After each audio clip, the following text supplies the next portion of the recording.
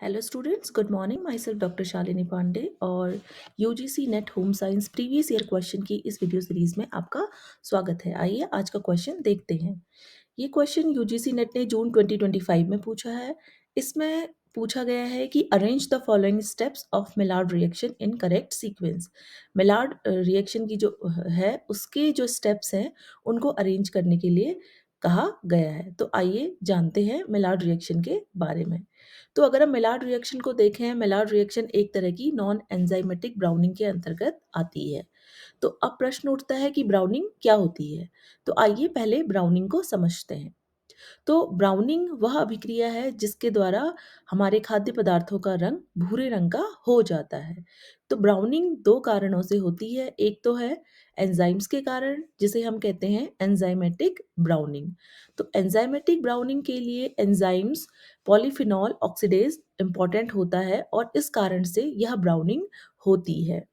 उदाहरण के तौर पर जैसे कि फल और सब्जियां, आलू, बैगन, सेब, जब हम इन्हें काटते हैं और काट कर थोड़ी देर छोड़ते हैं तो यह ऑक्सीजन के संपर्क में आकर एंजाइम अभिक्रिया करके भूरे रंग का एक मेलानिन पिगमेंट बनाते हैं, जिस कारण से यह ब्राउनिंग होती है। तो यह ब्राउनिंग एंजाइम्स की वजह से हो रही है, इसलिए हम इसे कहते हैं एंजाइमेटिक ब्राउनिंग। इसका उदाहरण है कि जब हम कटे हुए सेब को या आलू को काट कर कुछ देर हवा में छोड़ देते हैं तो वह भूरे रंग का हो जाता है। दूसरी ब्राउनिंग आती है non enzymatic browning. Non enzymatic browning मुख्य रूप से रासायनिक अभिक्रियाओं के द्वारा होती है और इसके अंतर्गत तीन मुख्य प्रकार की नॉन एंजाइमेटिक ब्राउनिंग आती हैं जो कि हमारे लिए इम्पॉर्टेंट है। पहली है मेलार्ड रिएक्शन, दूसरी है कैरामलाइजेशन और तीसरी है एस्कॉर्बिक एसिड ऑक्सीडेशन।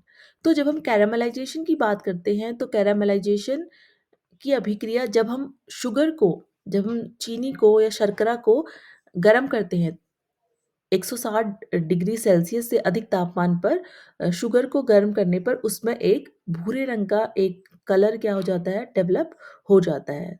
तो इस अभिक्रिया के होने के लिए हमें सिर्फ और सिर्फ शुगर की अर्थात चीनी की आवश्यकता होती है। तो जब हम चीनी को या शुगर को गर्म करते हैं तो शर्करा टूटकर नए यौगिक का निर्माण करती है, तो जिस कारण से हमें भूरा रंग, मीठी खुशबू और कैरेमल का स्वाद उत्पन्न होता है। तो इस अभिक्रिया को हम बोलते हैं कैरामलाइजेशन, जो कि एक तरह की नॉन एंजाइमेटिक ब्राउनिंग का उदाहरण है। इसके बाद दूसरी आती है एस्कॉर्बिक एसिड ऑक्सीडेशन।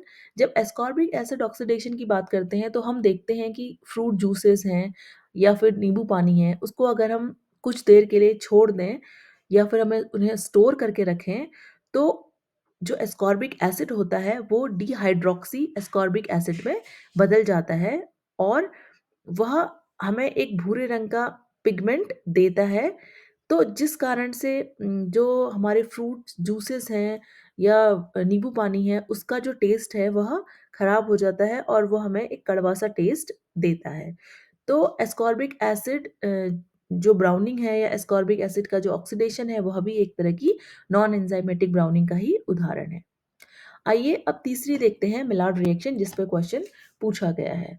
तो अगर हम मिलार्ड रिएक्शन की बात करें तो मिलार्ड रिएक्शन भी एक तरह की नॉन एंजाइमेटिक ब्राउनिंग का उदाहरण है, क्योंकि इसमें कोई भी एंजाइम काम नहीं कर रहा है।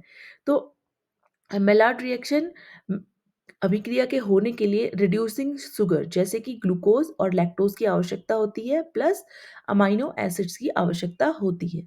अर्थात जब रिड्यूसिंग शुगर जैसे कि ग्लूकोज और लैक्टोज अमाइनो अम्ल या प्रोटीन के साथ अभिक्रिया करते हैं तो यह अभिक्रिया होती है। तो इस अभिक्रिया के होने के लिए हमें शुगर के साथ साथ प्रोटीन या अमीनो अम्ल की आवश्यकता भी होती है। तो यह अभिक्रिया के दौरान एक भूरे रंग का जो पदार्थ है जिसे हम बोलते हैं मेलानाइडेंस, वो डेवलप होते हैं, उनका निर्माण होता है, जिस कारण से हमारे फूड का जो कलर है वह भूरा हो जाता है और हमारा स्वाद और सुगंध भी पैदा हो जाती है।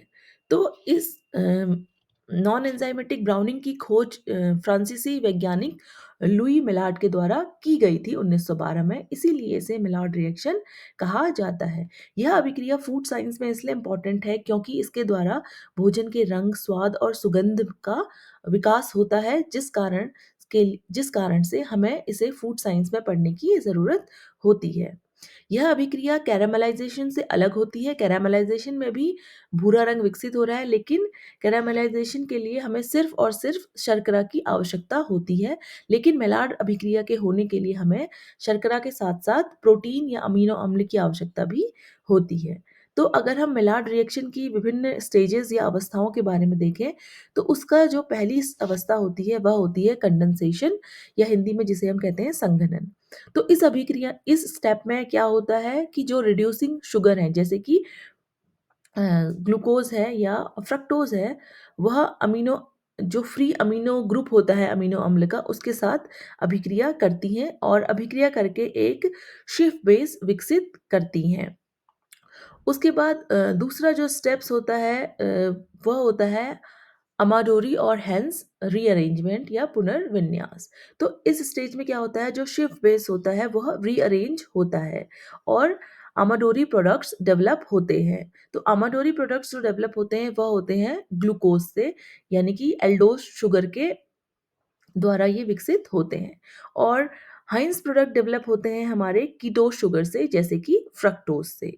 तो ये इसका दूसरा स्टेप है। उसके बाद थर्ड स्टेप में जो अमोडरी और हेंस जो प्रोडक्ट्स होते हैं वह अनस्टेबल हो जाते हैं गर्म करने के दौरान, और वह छोटे उत्पादों में टूट जाते हैं, जैसे कि डाई कार्बोनिल्स इत्यादि में।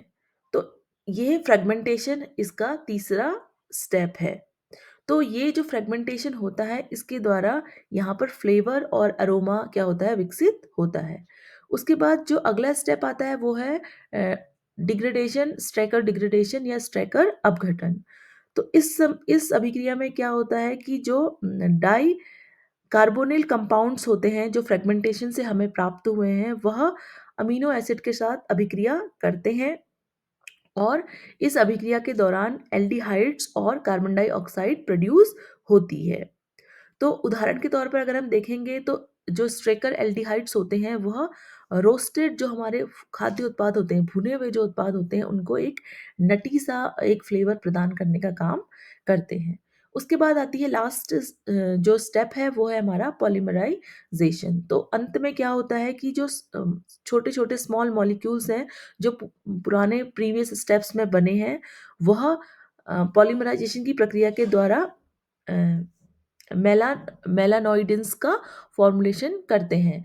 तो मेलानोइडेशन के फॉर्मेशन के कारण एक भूरे रंग का डेवलपमेंट होता है और जो हमारे फूड होते हैं उनका कलर परिवर्तित हो जाता है।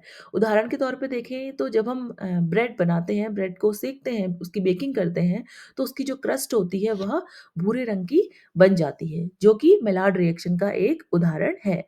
इसके अलावा जब हम कॉफ़ी बीन्स को रोस्ट करते हैं, कॉफ़ी बीन को रोस्ट करने पे भी वह भूरे रंग की हो जाती हैं, तो वह भी एक मेलार्ड रिएक्शन का उदाहरण होता है। इसके अलावा जब हम प्याज को फ्राई करते हैं टेम्परेचर पे, तो प्याज भी भूरे रंग में परिवर्तित हो जाता है, तो वह भी मेलार्ड रिएक्शन का उदाहरण है। इसके अलावा जैसे हम मीट को अगर हम ग्रिलिंग करें, मीट की अगर हम ग्रिलिंग करते हैं तो मीट भी भूरे उसकी सरफेस पे ब्राउन कलर का जो टेक्सचर है या कलर है वह डेवलप हो जाता है। तो यह मेलार्ड रिएक्शन थी।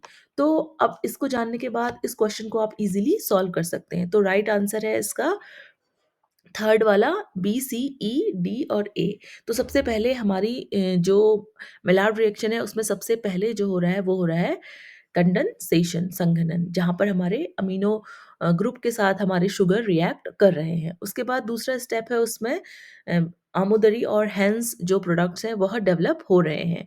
थर्ड स्टेज में वह जो आमोदरी और हेंस जो प्रोडक्ट्स होते हैं वह रीअरेंज होते हैं और उनका फ्रेगमेंटेशन होता है। तो थर्ड स्टेप है फ्रेगमेंटेशन। उसके बाद होता है हमारा स्टैकर डिग्रेडेशन, और अंत में फिर जितने भी छोटे-छोटे उत्पाद बनते हैं सारे स्टेप्स में, वह पॉलीमराइज़ होके एक भूरे रंग के पदार्थ का डेवलपमेंट करते हैं। तो लास्ट में है पॉलीमराइज़ेशन। आई होप आपको ये वीडियो पसंद आया होगा। Please do like, share and subscribe for more such videos. Thank you.